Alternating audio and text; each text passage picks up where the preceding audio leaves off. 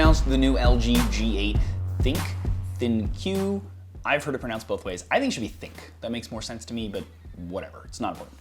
Here at Mobile World Congress in Barcelona, and it actually has some interesting features, but we'll get to that in a sec. Firstly, I was given a little time with the LG G8 and figured I'd try to do a complete walkthrough for you guys. Now, if you're not familiar, complete walkthrough on this channel is where I try to go through every single feature I possibly can on a new device so that you guys are better prepared should you be in the market to go buy one. With that said, there's a lot to go through. So let's get started with the styling. The LG G8 is similar to the G7 with its glass front and back. Gorilla Glass 6 on the back and Gorilla Glass 5 on the front, by the way. Because of the glass back, we also do have Qi charging, which LG says is fast wireless charging capable.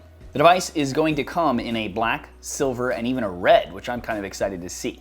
On the front, we have a 6.1-inch OLED QHD Plus display with a 3120 by 1440 pixel resolution capable of playing back HDR10 content. Something unique about that screen though, you'll notice there's no earpiece above it.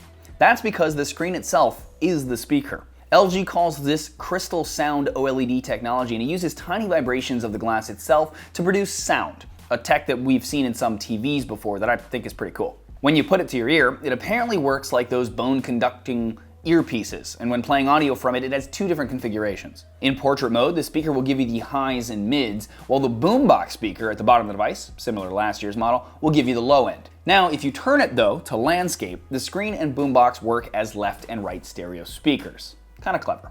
Above that screen, we have what LG is calling their Z camera, Z for the Z axis, which I'll explain in a sec. This camera system is comprised of an 8 megapixel f1.7 1.22 micron 80-degree field of view front-facing camera, along with a time of flight system that uses IR cameras, etc. to do 3D facial recognition, so you can use it for face unlock. And LG took this a step further by enabling what they call Hand ID. Apparently the cameras can detect and map the vein patterns in your hand, which are unique to each person like a fingerprint is. And then you can use your palm to unlock the phone. Also, because of this system, LG has added some interesting hand gestures to control the device. It works by you putting your hand over the front camera system and making a claw sort of shape.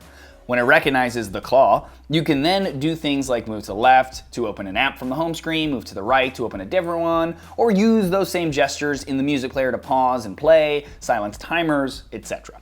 Possibly more impressive though is that you can actually turn your hand as if you were turning a knob to control the volume of the device as well. Now, I'm not exactly sure how useful these gestures are compared to just touching the screen or volume button, and I have to admit while watching all the other writers in the room test this out, we all looked ridiculous. But I do commend LG for at least trying something new, I guess. And here's what the front-facing camera looks like and what the microphones sound like. Moving around the device, we have the power button and SIM card micro SD card slot on the right. We have our volume buttons and dedicated Google Assistant button on the left, nothing on the top, and on the bottom, we have the aforementioned boombox speaker, a USB-C port for charging, and a 3.5mm headphone jack. That headphone jack does feature a hi-fi quad DAC like we're used to now happily see on LG flagships, and that charging port is capable of Qualcomm's Quick Charge 3.0 to get the 3500 milliamp battery from 0 to 80% in 35 minutes, according to Qualcomm at least. On the back, we have a dual camera system, with one being a 12 megapixel f1.5 1.4 micron 79-degree field of view camera with PDAF and optical stabilization. The other is a 16 megapixel ultra-wide camera with an f1.9 aperture, 1 micron size pixels, and 107-degree field of view. In addition to that, the device is capable of shooting video in up to 4K at 60 frames per second. Speaking of it shooting video, it's the only device I've seen so far at least to utilize the video bokeh effect that Qualcomm showed us with the Snapdragon 855 at their tech summit back in December. So this allows bokeh or portrait mode like we're used to seeing in photos, but in videos. It'll automatically recognize and focus on humans, but you can tap anywhere to have it focus elsewhere if you want. Now, while testing this on the pre-production unit, it didn't look great, but I'll test it more with a proper review unit and see how that goes. Speaking of, the Qualcomm Snapdragon 855 chipset inside is paired with 6 gigs of RAM, and we have 128 gigs of storage. As for software, we have Android 9.0 with LG's UI on top, and the following extras pre-installed. Now we have some bloatware on the pre-production unit that I was using, and it included a few games, some carrier bloat in the form of Verizon's normal added junk, but LG also added some things and their own memo app, messaging app, calendar, music app, health tracker, game launcher, etc. We also have Google Suite pre-installed as well. Now going through the camera UI, we have the following modes. We have Auto, which is our regular camera mode. It also includes stickers and filters that you can choose from. AI Cam, this enables LG's scene optimization that can detect what it thinks you're taking a photo of and automatically adjust color settings, etc. to what it thinks is best. Personally, I never use this feature on any phone, but maybe that's just me. Portrait mode, which we're used to nowadays, but it adds a blur effect behind the subject. Manual camera, this allows you to manually adjust camera settings like ISO, shutter speed, etc. Studio mode, this allows you to take portrait mode, but adjust the lighting effects on the subject, similar to what we've seen on the iPhone.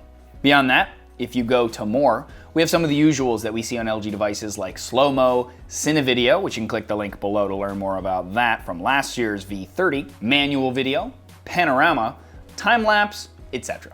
We also have night mode, which is a long exposure mode that helps you get more light into the photo during low light scenarios. There you go. Let me know what you think of this new phone below. When I get pricing and availability, I will post that on Twitter because they didn't give it to us before, and that's at TheUnlockr with an E missing in the word unlocker. But hey, thumbs up this video if you liked it, subscribe to the channel, and ding the bell next to the word subscribe so you get notified when I do new videos if you'd like to see more. And also, don't forget to check out my newly relaunched tech blog where I do tech news, some other tips and tricks, and other things that just don't make it here to video necessarily, at the link below. There's also a weekly newsletter you can subscribe to there, so it'll just notify you once a week of all the things that were happening that week. But as always, regardless, thanks for watching.